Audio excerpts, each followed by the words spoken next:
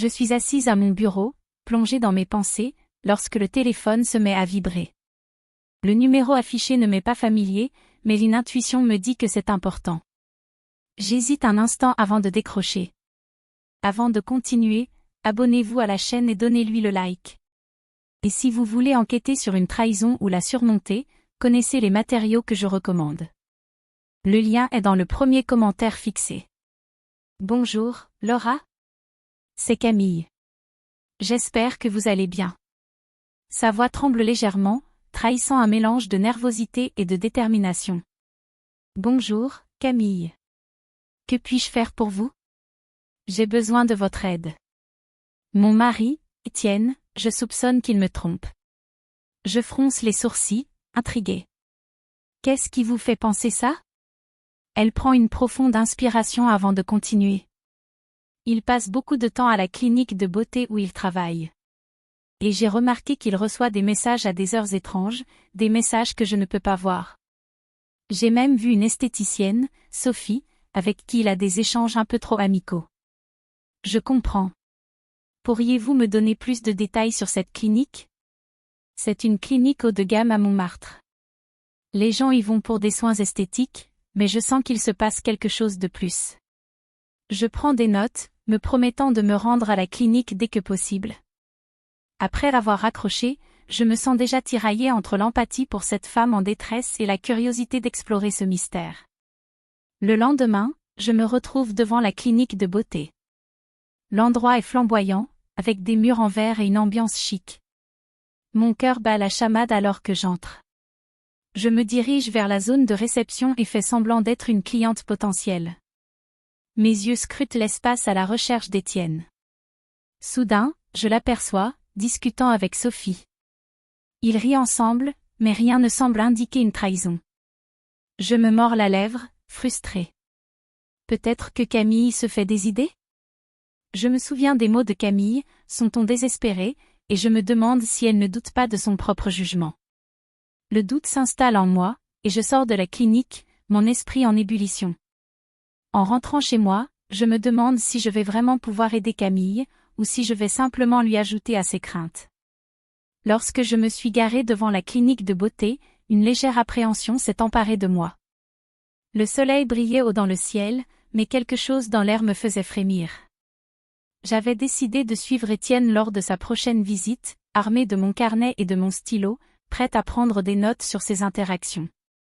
En entrant dans la clinique, je pouvais sentir une ambiance feutrée, teintée de parfums floraux et de murmures apaisants. Étienne est arrivé peu après moi, avec son sourire charmeur et une attitude décontractée. Je l'ai observé prendre place dans la salle d'attente. « Bonjour, Étienne », a lancé Sophie, l'esthéticienne, d'une voix douce et enjouée. Je me suis figée, notant chaque geste, chaque mot échangé. Ils ont discuté de choses banales, mais j'ai remarqué la façon dont leurs yeux se croisaient, l'étincelle qui illuminait leur visage. « Alors, prêt pour ta séance ?» lui a-t-elle demandé, en lui touchant doucement l'épaule. Mon cœur s'est serré. Étienne a ri, un rire léger et complice. Toujours prêt à me faire chouchouter par la meilleure, a-t-il répondu, un sourire qui me semblait trop familier. Je me suis forcée à respirer profondément et à me concentrer. J'ai continué à prendre des notes, mais au fur et à mesure que le temps passait, mes doutes s'intensifiaient. Étienne et Sophie semblaient partager un lien plus qu'amical. J'ai commencé à m'interroger sur Camille et sa situation. Comment peut-on en arriver là, me suis-je demandé. En attendant la fin de la séance, j'ai observé chaque geste, chaque éclat de rire. L'empathie pour Camille montait en moi comme une marée.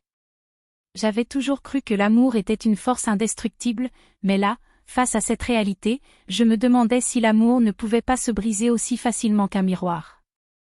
La fragilité des relations humaines me frappait de plein fouet. Je me suis surprise à murmurer pour moi-même, pourquoi est-ce si compliqué? Lorsque la séance s'est terminée, Étienne a quitté la clinique avec un sourire satisfait, tandis que Sophie lui faisait un signe de la main, un geste apparemment innocent mais chargé de sens. Je me suis levée, le cœur lourd, consciente que je m'enfonçais de plus en plus dans un labyrinthe d'incertitudes et de secrets. Je me tenais dans le hall de la clinique de beauté, mon carnet à la main, prête à interroger les employés. L'atmosphère était chargée d'un parfum floral entêtant, et je pouvais entendre le doux murmure des conversations au loin. Je m'approchai d'une jeune femme qui semblait avoir un peu de temps libre, et je me présentai. Bonjour, je suis Laura, une détective privée. Je fais quelques recherches sur un patient de votre clinique, Étienne. Pourriez-vous m'accorder quelques minutes? Elle me regarda avec curiosité, puis hocha la tête. Oui, pourquoi pas. Mais je ne suis pas sûre de ce que je peux dire. N'ayez crainte, je ne veux pas vous mettre dans l'embarras. Avez-vous entendu des rumeurs sur Étienne ou sa relation avec Sophie, l'esthéticienne? Un léger sourire apparut sur son visage. Eh bien, il y a effectivement des murmures. Plusieurs employés parlent d'une certaine proximité entre eux. Mais ce n'est pas vraiment mon domaine de compétence. Je l'observai attentivement. Que voulez-vous dire par « proximité » Elle baissa la voix, regardant autour d'elle pour s'assurer que personne n'écoutait. On dit qu'ils se voient en dehors du travail. J'ai même entendu que Sophie a une relation avec un homme marié. Mon cœur se mit à battre plus vite. Ce que je venais d'entendre pouvait être la pièce manquante du puzzle. Avez-vous un nom pour cet homme marié? Elle secoua la tête. Je ne suis pas au courant des détails. C'est juste une rumeur, après tout. Je la remerciai pour son temps et sortis de la clinique, le cerveau en ébullition. En rentrant chez moi, je ne pouvais m'empêcher de penser à cette rumeur. Était-il possible qu'Étienne ne soit qu'une pièce d'un jeu bien plus complexe? Une fois chez moi, je me laissai tomber sur le canapé, épuisé mais déterminé. Mon téléphone vibra sur la table. Je le pris et vis un message anonyme, il y a plus à découvrir sur Étienne et Sophie. Ne te fie pas aux apparences. Une vague d'inquiétude m'envahit. Qui était derrière ce message? Pourquoi ces avertissements? Je savais que je devais plonger plus profondément dans le passé de Sophie. Peut-être que ce que je découvrirais m'aiderait à déchiffrer ce mystère. Je m'installai dans un café parisien, le bruit des tasses et des discussions m'enveloppant dans une atmosphère familière. Mon café noir à la main, je repensais à ma rencontre avec l'ancien partenaire de Sophie, Julien. Ces mots résonnaient encore dans ma tête, comme une alarme. Sophie manipule les hommes, Laura. Elle sait comment les faire tomber sous son charme. J'avais ressenti une vague de dégoût pour cette femme dont le sourire semblait cacher tant de tromperie. En regardant par la fenêtre, je me perdais dans mes pensées. Étienne, cet homme qui avait tout pour lui, semblait être en train de s'enliser dans un monde de mensonges. Je me demandais comment Camille pouvait encore croire en lui après tout ce que j'avais découvert. Je sortis mon carnet, prenant des notes sur mes réflexions. Les mots de Julien me hantaient. Elle ne se contente pas de séduire, elle détruit. Soudain, mon téléphone vibra sur la table. C'était Camille. Laura, j'aimerais qu'on se voie. J'ai besoin de te parler. J'hésitai un instant, mais je savais que je ne pouvais pas ignorer sa demande. D'accord, Camille. À ce soir, au même endroit, répondis-je. La soirée arriva plus vite que prévu. Camille était déjà là, assise à une table au fond, l'air préoccupé. Quand je m'approchai, je remarquai les cernes sous ses yeux. Laura, je suis perdue. Je veux croire en Étienne, mais j'ai des doutes. Sa voix tremblait légèrement. Camille, j'ai découvert des choses sur Sophie qui pourraient changer ta perception de la situation. Je pris une profonde respiration avant de continuer. Elle a un passé trouble, et son ancien partenaire m'a dit qu'elle sait manipuler les hommes. Elle me regarda, un mélange de colère et de tristesse dans ses yeux. Tu veux dire que tu penses qu'Étienne pourrait être une de ses victimes? Ce n'est pas ce que je dis, mais il faut ouvrir les yeux. Je ne veux pas te faire de mal, mais la vérité est parfois douloureuse. Camille secoua la tête, visiblement en conflit. Non, je refuse d'y croire. Je veux que tu continues l'enquête. Je dois savoir la vérité. Je compris alors que, malgré mes découvertes, elle était déterminée à protéger son monde, même si cela signifiait ignorer la réalité. En quittant le café, je ressentis un mélange de détermination et de doute. Suivre cette enquête était devenu un chemin semé d'embûches, et je commençais à m'interroger sur mes propres motivations. Était-ce vraiment la vérité que je cherchais, ou était-ce quelque chose de plus obscur? Je me tenais dans l'ombre d'un café voisin, le cœur battant la chamade. Étienne et Sophie étaient censés se retrouver à l'angle de la rue à 17 heures, et j'avais décidé de les piéger. Mon plan était simple, les observer, capturer des preuves de leur trahison. Je me sentais un peu comme une espionne dans un film noir, mais la réalité était bien plus complexe. J'avais déjà vu tant de mensonges et de faux-semblants dans cette enquête. À 16h55, je sortis un carnet et un stylo, prête à noter chaque détail. Mon cœur se serra quand je vis Étienne, l'air détendu, s'approcher de Sophie. Elle était radieuse, avec un sourire qui aurait pu faire fondre n'importe quel homme. Je chuchotai presque pour moi-même. « Qu'est-ce que tu fais, Étienne ?»« Sophie, tu es magnifique aujourd'hui », entendis-je Étienne dire avec une voix suave. Leur rire résonnait comme une mélodie douce amère à mes oreilles. Je me mordis la lèvre inférieure, frustrée. Est-ce vraiment tout ce que je vais voir, pensais-je. Je fis un pas en avant, mais je me rappelai que je n'étais là que pour observer. C'était le moment de rester caché. Soudain, je vis Sophie glisser quelque chose dans la poche de la veste d'Étienne. Mon cœur s'arrêta. Qu'est-ce que c'était? Je sortis mon téléphone pour prendre une photo discrète, mais je tremblais tellement que l'image était floue. À ce moment-là, ma tête me criait d'intervenir. Je pris une grande inspiration et me dirigeai vers eux. Étienne, lancai-je, feignant l'innocence. Quelle coïncidence de vous voir ici. Il se tourna, surpris, et son visage blêmit en me reconnaissant. Laura. Qu'est-ce que tu fais ici? Je fais des recherches, Étienne. Je crois que ton alibi peut être plus solide que ce que je pensais, dis-je, tout en scrutant Sophie, qui avait pris un air défensif. Elle s'avança, les poings serrés.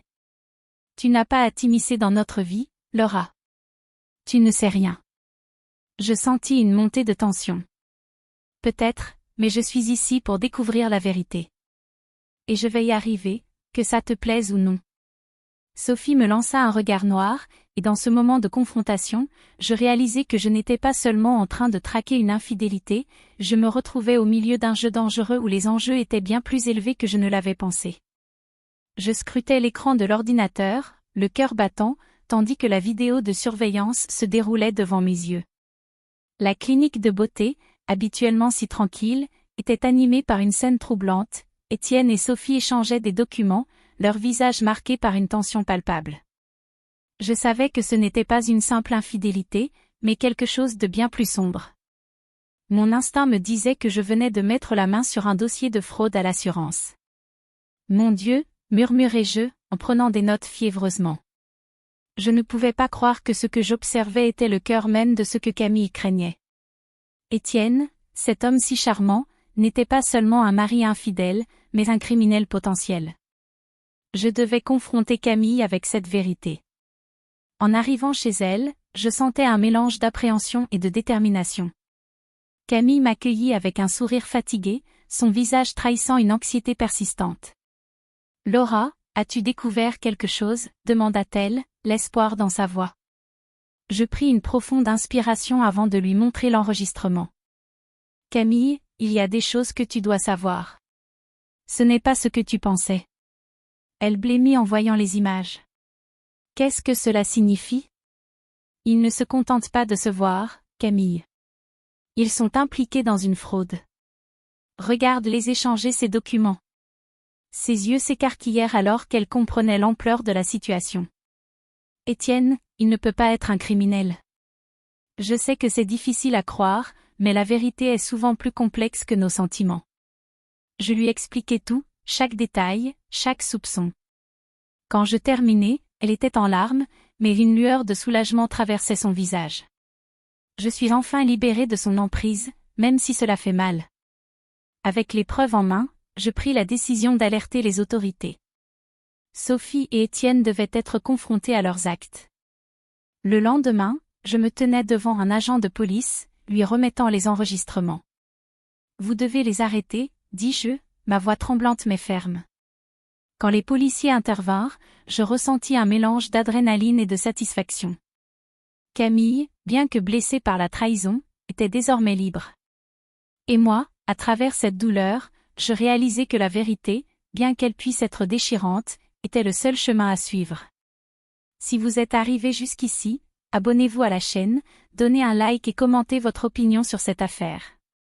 Je suis très intéressé de lire votre commentaire. Et si vous voulez enquêter ou surmonter une trahison, connaissez les livres que je recommande. Le lien est dans le premier commentaire fixé.